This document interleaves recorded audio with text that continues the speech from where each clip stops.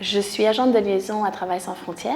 Mon travail consiste à faire la sélection et le recrutement de personnes qui cherchent un emploi pour des stages. Ceux-ci peuvent être rémunérés ou non rémunérés. Les participants à Travail sans frontières sont vraiment divers et variés parce que ça peut être des personnes qui sont issues de l'immigration, ça peut être des personnes aussi qui sont en recherche d'orientation professionnelle ou de réorientation professionnelle.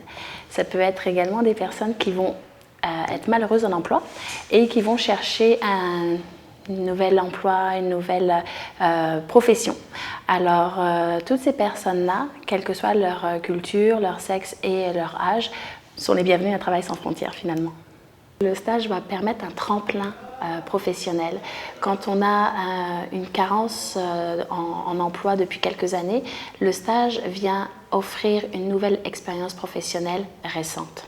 Il vient en plus offrir la possibilité d'avoir des références nouvelles. Donc parfois c'est très important pour une personne d'offrir ces références-là lors d'une recherche d'emploi par exemple. Ensuite de quoi, un stage, ça permet de remettre ses compétences à jour.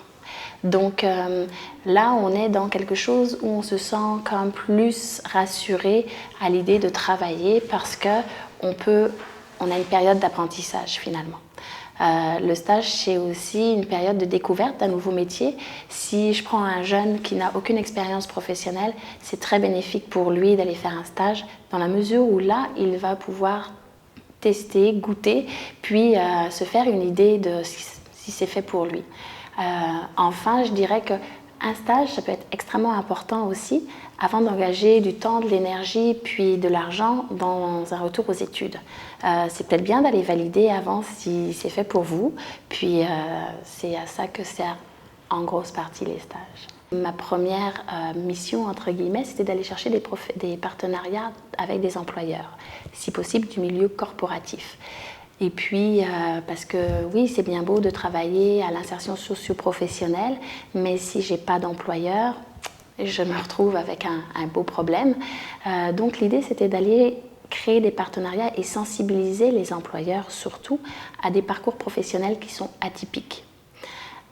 Puis après, on a pris un peu de distance par rapport à cette recherche qui était une recherche un peu folle parce que demandait beaucoup d'exigences puis de travail, fait qu'on s'est rendu compte que peut-être qu'il fallait aussi aller regarder au niveau des acteurs du milieu, des gens qui peuvent nous aider finalement dans d'autres sphères que l'emploi. C'est-à-dire qu'un chercheur d'emploi qui va avoir des problématiques d'ordre de sécurité alimentaire, d'ordre psychosocial, de santé mentale, elle ne va pas être à l'aise, elle ne va pas être toute là pour sa recherche d'emploi.